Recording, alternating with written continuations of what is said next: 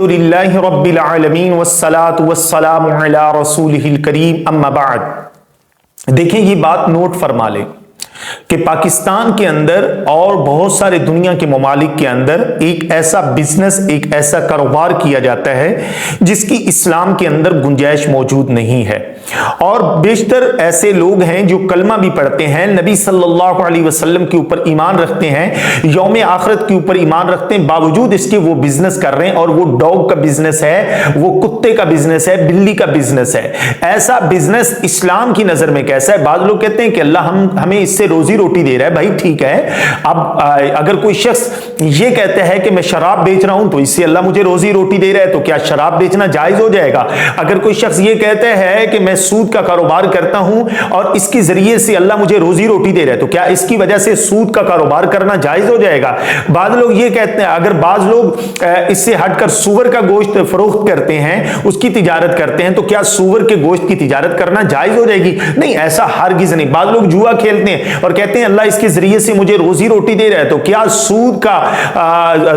جو جوا ہے وہ کھیلنا جائز ہو جائے گا؟ نہیں، بالکل ایسا ہرگز نہیں ہے۔ اسلام کے اندر کتے اور بلی کی جو فروخت ہے، جو تجارت ہے، جو بزنس ہے، وہ قطعی طور پر حرام ہے۔ یہ میرے سامنے ایک حدیث ہے، حضرت ابو مسعود رضی اللہ عنہ سے یہ روایت ہے، اور یہ حدیث نبی صلی اللہ علیہ وسلم کی صحیح بخاری میں ہے۔ وہ فرماتے ہیں، نہى النبی صلی اللہ علیہ وسلم عن ثمن الکلب وحلوان الکاہن ومہر البغی۔ نبی صلی اللہ علیہ وسلم نے کتے کی کمائی لینے سے منع فرمایا۔ نمبر 2، جو کاہن ہے اس کی شرینی سے منع فرمایا۔ ومہر البغی، اور نبی صلی اللہ علیہ وسلم نے جو فحشہ عورت ہے، جو ڈانس کرنے والی عورت ہے، جو روزی روٹی کہتی ہے، یہ بات بھی لمحہ فکری ہے۔ پاکستان کے تمام وہ ڈانسر جو خواتین ہیں یا ڈانس کرنے والے مرد حضرات ہیں، اس کے ذریعے سے جو رزق حاصل کرتے ہیں، ان کے لیے لمحہ فکری ہے کہ سوچیں نبی صلی اللہ علیہ وسلم نے آپ کی کمائی کو حرام کیا ہے، اور حرام کی کمائی سے اگر آپ نے حج کیا ہے یا عمرہ کیا ہے، اپنا جسم دکھا کر، اپنے لوگوں کو انٹرٹین کر کے، لوگوں کو جناب اپنے جسم دکھا کر، لوگوں کو ٹھمکے دکھا کر اگر آپ نے کچھ رقم حاصل کی ہے، آپ نے حج کیا ہے، عمرہ کیا، آپ کوئی بھی عبادت کرتی ہیں، تو اللہ سبحانہ و تعالی کے نزدیک وہ آپ کی عبادت قابل قبول نہیں ہوتی، کیونکہ نبی صلی اللہ علیہ وسلم نے فرمایا کہ ایک شخص دور دراز کا سفر طے کر کے آتا ہے اور بیت اللہ کے اندر آ کر وہ کہتا ہے لبیک اللہم لبیک لبیک اللہم لبیک، اللہ آگے سے کہتے ہیں لا لبیک لا لبیک، تیری کوئی حاضری نہیں ہے۔ صحابہ کرام نے پوچھا اللہ کے رسول کیوں؟ فرمایا مطعمہ حرام مشربہ حرام ملبسہ حرام، اس کا کھانا بھی حرام، اس کا پینا بھی حرام، اس کا پہننا بھی حرام، تو اللہ اس کی کیوں کر عبادت کو قبول فرمائے گا؟ لہٰذا یہاں پر ان خواتین کے لیے یا بالخصوص جو ٹک ٹاک کے اوپر اپنے جسم کو محض ننگا کر کے اپنے فالوور اور ویوز بڑھا کر بعد کے اندر اس کے ذریعے سے رزق کو حاصل کرتی ہیں، تو ان کے لیے یہ لمحہ فکری ہے، سوچیں کہ وہ کیا کر رہی ہیں۔ بہرحال اس حدیث میں نبی صلی اللہ علیہ وسلم نے کتے کی کمائی سے منع فرمایا۔ اچھا، اسی طرح کی ایک اور حدیث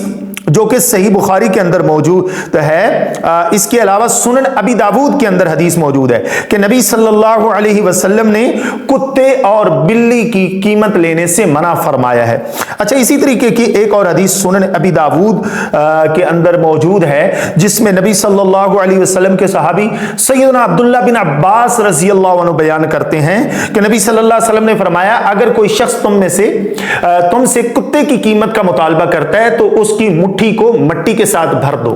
لہذا یہ بات ذہن میں رہنی چاہیے کہ کتے اور بلی کی تجارت، اس کی خرید و فروخت، یہ اسلام کے اندر حرام فعل ہے، یہ کوئی اچھا عمل اسلام نے نہیں گردانا۔ ہاں، بعض جو لوگ ہیں وہ کہتے ہیں کہ ہمیں تو اپنی رکھوالی کے لیے کتا چاہیے، تو اب ہم کیا کریں؟ اس کے لیے اہل علم نے گنجائش یہ نکالی ہے کہ اگر اس کو فری آف کاسٹ میں کتا نہیں مل رہا تو ٹھیک ہے، وہ کتا خرید لے، لیکن قیمت لینے والے کے اوپر گناہ ہوگا، قیمت دینے والے کے اوپر گناہ نہیں ہوگا، لیکن یہ قیمت صرف اور صرف اس کتے کے لیے ہے جو رکھوالی کے لیے لیا جا رہا ہو۔ یہ ایک اضطراری صورت ہے، اور اضطراری صورتوں کے اندر کچھ صورتیں جائز ہو جاتی ہیں۔ اللہ سبحانہ و تعالی سے دعا ہے وہ ہم سب کو عمل کی توفیق عطا